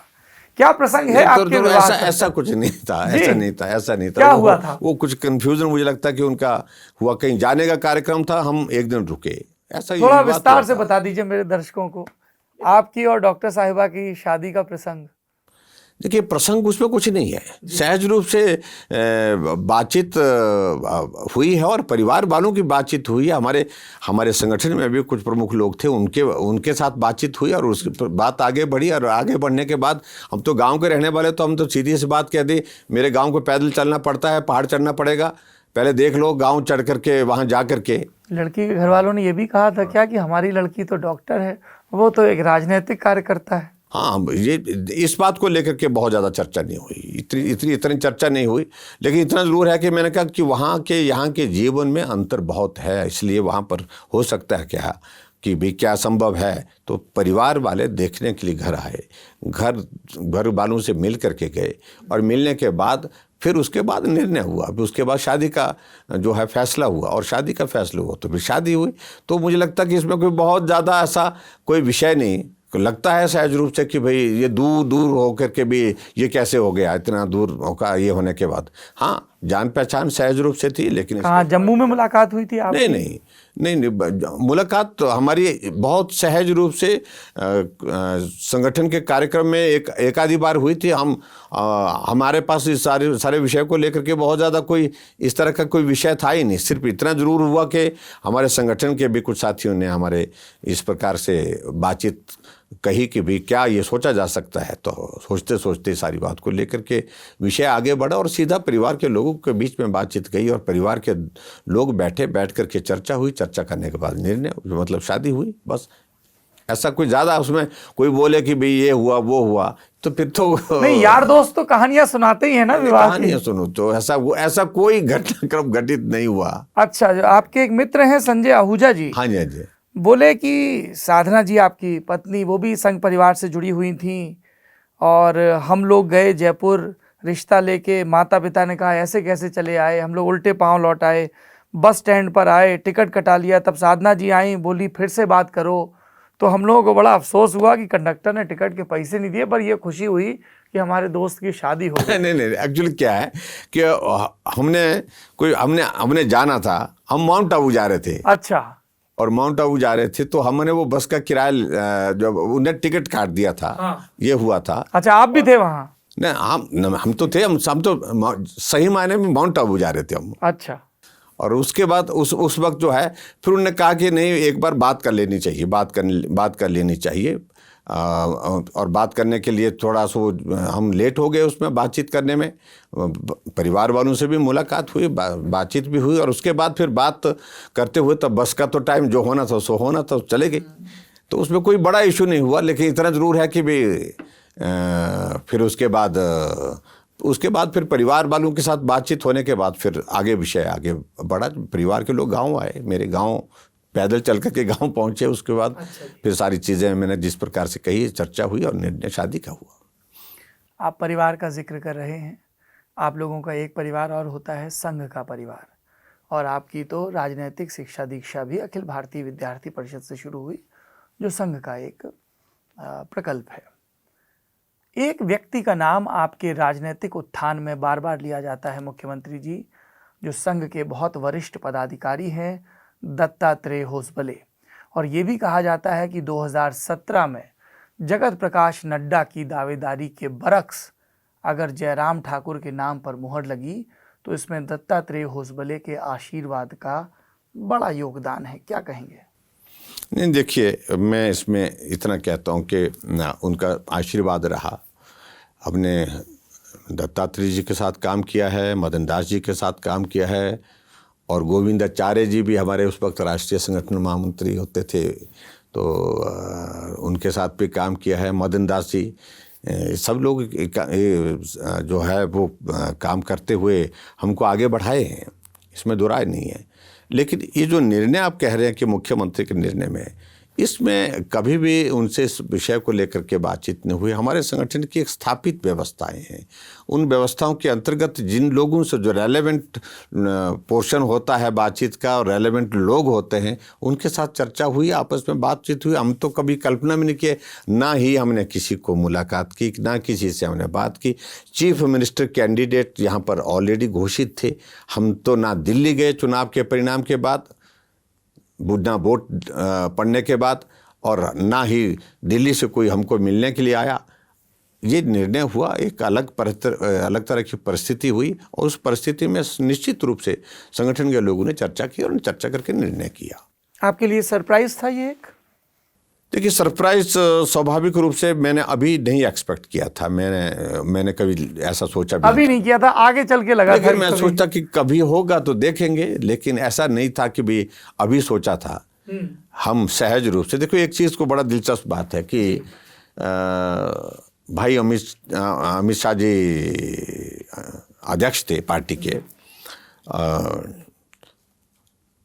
और ये सारा बहुत कंसल्टेशन के एक प्रोसेस हुई, तय हुआ कि एक बार निर्णय ये हुआ था पार्टी के नेतृत्व में कि हम इस बार नेतृत्व घोषित किए बिना चुनाव लड़ेंगे, यानी कि chief minister candidate will not be declared before election. ये 2017 में तय हुआ? हाँ जी, ये तय, मतलब मोटे तौर पर सिद्धांत रूप से तय हुआ। कैंपेन चल पड़ी। कैंपेन चलने के बाद आगे चीज़ें बढ़ते बढ़ते एक दौर ऐसा आया कि कांग्रेस ने कैंपेन का मुद्दा ही वो बनाया, बिना दूल्हे के बारात, बिना दूल्हे के बारात, ऐसा ऐसा करते करते तो अल्टीमेटली अरुण जेटली जी हिमाचल प्रदेश में आए होते, शिमला रुके थे 2-3 दिन के लिए। उन्होंने केंद्र के नेतृत्व से बात की भी इस तरह की खबरें चल रही हैं तो उचित रहेगा, हमको निर्णय करना चाहिए। और ऑल ऑफ ए सडन, जिसमें किसी को भी आइडिया था नहीं सारे विषय को लेकर के, हमारे राष्ट्रीय अध्यक्ष जी ने केंद्रीय नेतृत्व के साथ चर्चा करने के बाद अपने कार्यक्रम हिमाचल के लिए चुनाव प्रचार का बनाया था। और पहला कार्यक्रम उनने दो कार्यक्रम उनने दिए। एक कार्यक्रम सिरमौर के राजगढ़ के लिए दिया और दूसरे दिन के लिए कहा कि मुझे सराज विधानसभा क्षेत्र में जाना है। आपका जयराम ठाकुर, हाँ जी। तो राजगढ़ के कार्यक्रम में जाने से पहले जब मुझे सूचना है कि कल आपके, परसों सुबह आपके यहाँ पर अमित भाई जी आएंगे, तो मैं कहने लगा, मैं पहाड़ पर चढ़ा हुआ था, खूब चढ़ाई चढ़ रहा था मैं ऊपर, वोट मांगने के लिए गया था, कैंपेन में गया था। तो उन्होंने कहा कि भाई आप, मुझे मोबाइल पे फ़ोन आया, कहा कि भाई परसों सवेरे 10 बजे आपके यहाँ पर अमित भाई जी का कार्यक्रम होगा। तो मैंने कहा कि कार्यक्रम इतने जल्दी में कैसे कर पाएंगे अब, और दूसरी बात मेरे को एक दिन तो पहुंचने के लिए, आधे दिन से ज़्यादा तो मेरे को पहुंचने के लिए लगे, 6-7 घंटे पैदल मुझे बाहर से वापस आने के लिए लगेंगे, मुश्किल होगा।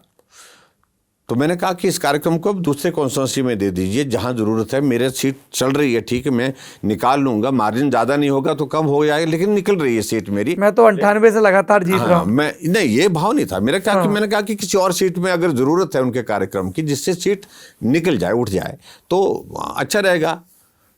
तो उन्होंने कहा कि हम बताते हैं, कि थोड़ी देर बाद दोबारा फ़ोन है, नहीं बोलता कार्यक्रम आपकी कॉन्स्टिट्यूंसी में होगा। तो मुझे फिर सारा कार्यक्रम के लिए वहाँ से वापस आना हुआ मेरा, और उसके बाद हमने कार्यक्रम किया।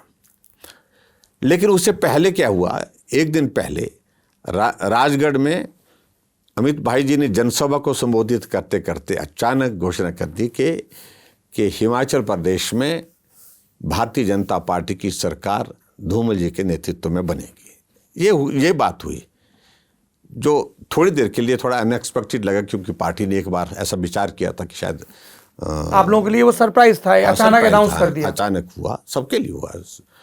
तो फिर भी कुछ ऐसा कोई विषय नहीं था, नेतृत्व घोषित हुआ। लेकिन दूसरे दिन मेरे विधानसभा क्षेत्र में कार्यक्रम था, और मेरे विधानसभा क्षेत्र में अमित भाई जी आए और उन्होंने कार्यक्रम का अपना संबोधन शुरू किया, और उन्होंने लास्ट में कंक्लूड किया कि देखिए, मैं आज आपके इस विधानसभा क्षेत्र में जयराम जी के यहाँ पर चुनाव के लिए शुभकामनाएं देने के लिए विशेष तौर से आया हूँ। और जयराम ठाकुर जी 4 बार विधायक बन चुके हैं, ये मंत्री रह लीजिए, ये पार्टी के प्रदेश के अध्यक्ष रह लिए, आप इनको 5वीं बार जिता करके भेजिए, इनको हम बहुत बड़ा आदमी बनाएंगे और बड़ा आदमी बनाएंगे, ऐसा करके उनने बोल दिया वहाँ पर।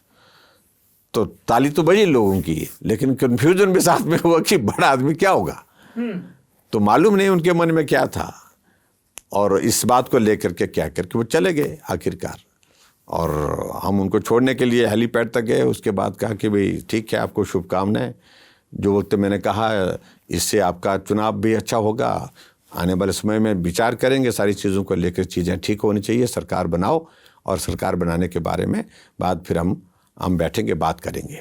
इतना आपको मालूम है अमित भाई ज़्यादा बात नहीं करते, इतनी बात कही उनने, और उसके बाद चले गए। तो बाद में जब ये सारा घटनाक्रम घटित हुआ कि धूमल जी चुनाव नहीं लड़ पाए, ये जीत नहीं पाए, और उसके बाद सारी चीज़ें फिर घूमने लगी। फिर इसका नाम, उसका नाम, ये आगे ये पीछे, ऐसा खबर में आप लोग चलाते रहते हैं, जैसे नीचे से वो पट्टी का वो चलती रहती थी। तो एक दिन जो जैसे वो चली तो चलते चलते कई नाम और चल रहे थे, लेकिन एक नाम हमारा भी जोड़ दिया। फिर बाद में कहाँ से क्या हुआ मालूम नहीं, चर्चा आते आते ऐसी आ गई। हमको कई लोगों ने कहा कि आपका नाम भी चल रहा है। मैं कहा चल रहा होगा, मैं कहा नाम तो बहुत सारे चल रहे हैं, मैं कहा एक होना है इसमें, अब चल रहा है तो बहुत सारे लोगों को चल रहा है, तो इसमें हमारा होगा ऐसा थोड़ी है। लेकिन इसमें पार्टी के नेतृत्व ने एक बात पर जरूर विचार किया होगा, मुझे लगता है उसमें, कि मेरी संगठन की पृष्ठभूमि बहुत मजबूत थी, वर्षों से काम किया संगठन में, और वर्षों से संगठन में काम ही नहीं किया, कंट्रीब्यूट किया है। हमने घर पार छोड़ करके भी काम किया है। मैं जम्मू कश्मीर में 4 साल रहा हूँ। तो ऐसे में पार्टी के नेतृत्व ने देखा कि 5 बार के विधायक हो गए, मंत्रिमंडल में मंत्री भी रह लिए हैं, पार्टी के प्रदेश के अध्यक्ष भी रह लिया, और मैं मेरा यह है कि मैं मंडल का अध्यक्ष, पार्टी का जिला का अध्यक्ष, पार्टी का स्टेट का युवा मोर्चा का अध्यक्ष, पार्टी का स्टेट का उपाध्यक्ष, वाइस प्रेसिडेंट भी स्टेट का रहा, और उसके बाद पार्टी का प्रदेश का अध्यक्ष। ये सारे दायित्व एक एक करके हमने किए हैं। और इस तरह से पार्टी ने निर्णय किया कि वैचारिक दृष्टि से जिस व्यक्ति को हमने कठिन क्षेत्र में भेजा था कभी चुनाव लड़ने के लिए, जहां जमानत जब्त होती थी, वहां से ये जीत करके 5वीं बार आ गए, तो विचार करना चाहिए इस पर। निर्णय हुआ। तो खबर कैसे पहुंची आप तक? बस ये तो हमारे पार्टी हाईकमान वाले ना पूरा सुखा देते हैं आदमी को, किसी को सुखा देते हैं, आखिरी तक सस्पेंस। लास्ट में पट्टी किसी की चल रही, फोन किसी का किसका फोन आया आपके पास? ना, मुझे फोन आया, अमित भाई जी का फोन आया। अच्छा। और उसके 5 मिनट बाद प्रधानमंत्री जी का फोन आया। ये रात में जो मीटिंग हुई थी 11:30 कि कुछ नहीं करना, आपको बैठे रहना है, विचार चल रहा है। मैंने कहा ठीक है जी। अच्छा, सूचित भी कर दिया और ये भी कहा कि अभी हल्ला नहीं मचाना है। हाँ, मतलब ये उन्होंने बड़ी साफ जैसी बात कही कि अभी विचार चल रहा है, ऐसे विषयों पर चल रहे हैं, क्या करना चाहिए इस बात को लेकर, आपका क्या कहना है। हाँ। तो मैंने कहा मेरा निर्णय पार्टी करेगी, आप करेंगे, मेरा नेतृत्व तय करेंगे, आप हैं नेतृत्व, आप तय करेंगे। बात सिर्फ इतनी हुई।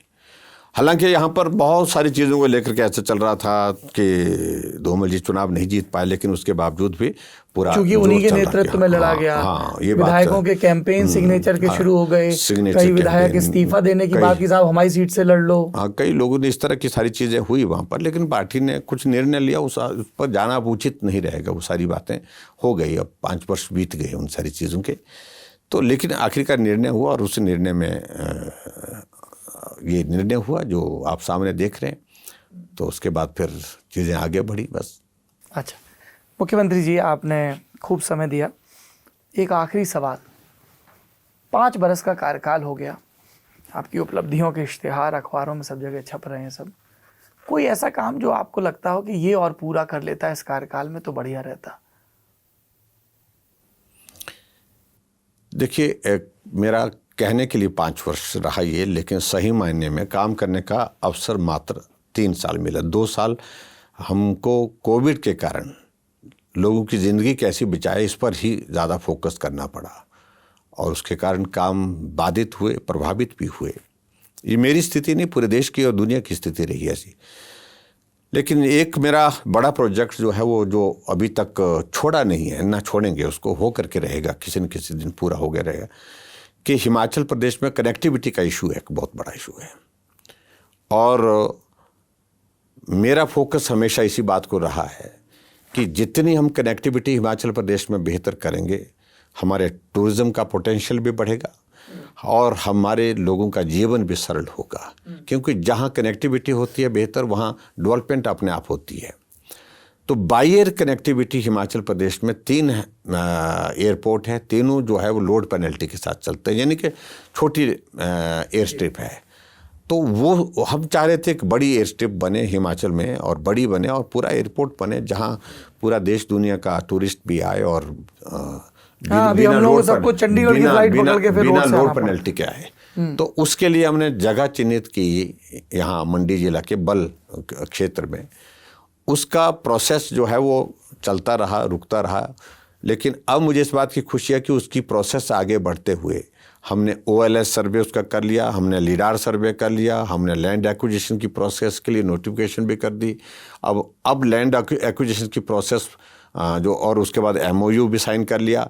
अब उसकी प्रोसेस जो है, अगली स्टेज जो है वो स्टेज है कि अब लैंड एक्विजिशन की प्रोसेस होगी, ज़मीन होगी, तो उसके बाद जो है उसके बाद उसकी बनाने की प्रक्रिया होगी। वो काम मैं चाहता था कि वो पूरा हो जाए। हाँ, कांग्रेस बहुत सवाल भी उठा रही थी। कांग्रेस तो उठाएगी स्वाभाविक, क्योंकि उनने इसके लिए भाषण दिए, हमने जमीन पर काम करने की कोशिश की, और वो होकर के रहेगा, निश्चित रूप से होकर रहेगा, लेकिन वो नहीं बन पाया इस कार्यकाल में। उसके लिए मेरे मन में थोड़ा सा है कि वो कमी छूट गई, लेकिन आने वाले समय में वो बन करके रहेगा, निश्चित रूप से बन के रहेगा। और एक वो काम जिसे करके आपको बड़ी दिली तसल्ली हुई हो कि ये काम मेरे दस्तखत से हो गया। उपलब्धियां तो सरकार खूब गिनाती है, पर आपको एक काम जिसने आपको बड़ी संतुष्टि दी हो। एक काम जो खासतौर से जो जिस बात को लेकर के, हिमाचल छोटा प्रदेश है, जिस प्रदेश में हमको डेवलपमेंट के लिए बहुत सारी चीज़ों को पर केंद्र पर निर्भर रहना पड़ता है, तो प्राइवेट सेक्टर का इन्वेस्टमेंट हिमाचल प्रदेश में आए, उसके लिए हमने फोकस होकर के काम किया। ग्लोबल इन्वेस्टर्स मीट भी की। कई तरह के प्रश्न हमारे सामने दूसरे हमारे मित्रों ने, विपक्ष के मित्रों ने खड़े कर, ये मुख्यमंत्री ने ये खर्च कर दिया, वो कर दिया, ऐसा कर दिया, वैसा कर दिया, लेकिन मुझे इस बात की खुशी है कि लगभग 41,000 करोड़ रुपए का इन्वेस्टमेंट हिमाचल प्रदेश में MOU साइन करने के बाद ज़मीनी स्तर पर उसका काम शुरू हो गया। और उसमें सबसे एक नई जो एडिशन जो हुई है, वो एडिशन ये हुई कि बल्क ड्रग फार्मा पार्क पूरे देश भर में सिर्फ 3 सैंक्शन हुए, केंद्र ने सैंक्शन किए थे। और वो भी तब जब कोविड की सिचुएशन आई, जब दवाई मिलना बंद हो गई, बहुत सारी दवाइयाँ, और बहुत सारी दवाइयों की कीमत बहुत ज़्यादा बढ़ गई, तो अचानक प्रश्न आया कि दवाइयाँ महंगी क्यों है, दवाइयाँ मिल क्यों नहीं रही है। उसमें बात ये आई कि जो दवाइयों का जो रॉ मटेरियल हम लेते हैं वो 95% हम चाइना से इंपोर्ट करते हैं, और 95% हमारी डिपेंडेंसी चाइना में कोविड फैल गया, और इसलिए वहाँ उपलब्धता भी कम हो गई और प्रोडक्शन भी कम हो गया। उस कारण से हमारे लिए बहुत बड़ी मुश्किल हुई। तो प्रधानमंत्री नरेंद्र मोदी जी ने इस बात पर विचार किया कि इसके लिए हम डिपेंडेंसी ख़त्म कैसे करें, आत्मनिर्भर कैसे बने। तो कहा कि 3-4 हमको बल्क ड्रग फार्मा पार्क बनाने चाहिए, ताकि ये रॉ मटेरियल मेडिसिन का हम अपने देश के अंदर बना सकें। तो 3 एडवर्टाइज हुए, और उसमें हमने अग्रेसिव होकर के बिडिंग की, और मुझे इस बात की खुशी है कि पहला बल्क ड्रग फार्म पूरे देश भर में हिमाचल को मिला। छोटा प्रदेश, लेकिन उसके बावजूद हिमाचल प्रदेश को स्वीकृत हुआ। तो ये एक बहुत बड़ी, मुझे जिसको कह सकते हो, मुझे एक बहुत बड़ा संतोष है, जिसमें लगभग आने वाले समय में 20,000 नौजवानों को रोज़गार की जो है व्यवस्था होगी। और उसके साथ साथ में बड़ा काफ़ी ज़्यादा, मेरा कहना है कि हज़ारों करोड़ रुपए का उस पर इन्वेस्टमेंट आने वाले समय में आएगा, जिससे हिमाचल का डेवलपमेंट भी और हिमाचल के लिए एक बहुत बड़ा एक बेहतर एक रास्ता निकल आएगा। ये एक अचीवमेंट जिसको हम कह सकते हैं कि जो ताज़ी अभी हुई, अभी प्रधानमंत्री जी ने उसका शिलान्यास भी किया। ये एक संतोष देने वाली बात है। जयराम ठाकुर जी, आप गांव की पृष्ठभूमि से आए, मेहनतकश परिवार से आए, पिताजी आपकी लकड़ी का काम किया करते थे, मेरी जानकारी दुरुस्त है सर?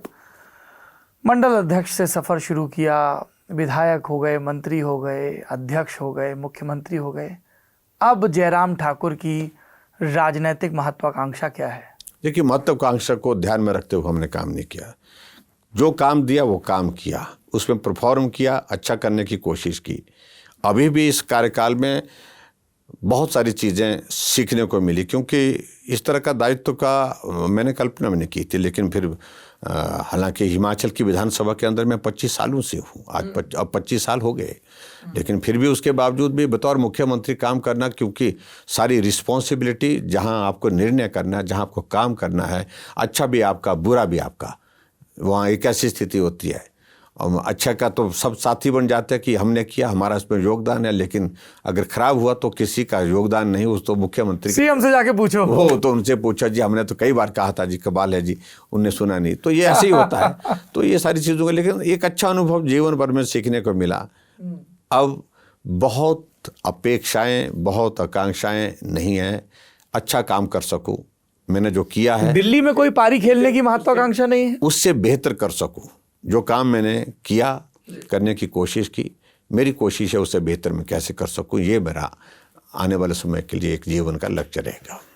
जयराम ठाकुर जी, आपने व्यस्त चुनावी समय से हमारे लिए वक्त निकाला, बहुत बहुत धन्यवाद, बहुत शुक्रिया इतने सारे सवालों के बहुत जवाब दिए। Thank you. जमघट का ये पहला एपिसोड, मुख्यमंत्री जयराम ठाकुर के तमाम प्रश्नों पर जवाब। ये जवाबदेही आपको कितनी तसल्ली बख्श लगी, कमेंट बॉक्स में ज़रूर बताएं। और याद रखें, जहां चुनाव होगा लल्लन टॉप ज़रूर पहुंचेगा। हम उस फेर में नहीं पड़ेंगे कि पहाड़ी राज्य है, जनसंख्या का घनत्व कम है तो हम इसकी अनदेखी करें। लल्लन टॉप की 2 टीमें सभी ज़िलों का दौरा कर रही हैं और हम जमघट के ज़रिए सत्ता के दावेदारों से आपके हिस्से के सवाल पूछ रहे हैं। जमघट का सिलसिला चलता रहेगा और अगले एपिसोड में आपकी मुलाकात होगी कांग्रेस की प्रदेश अध्यक्ष और मंडी की सांसद प्रतिभा सिंह से। जयराम ठाकुर जी से बातचीत यहीं पर संपन्न होती है। बहुत बहुत शुक्रिया, धन्यवाद। धन्यवाद, बहुत बहुत धन्यवाद।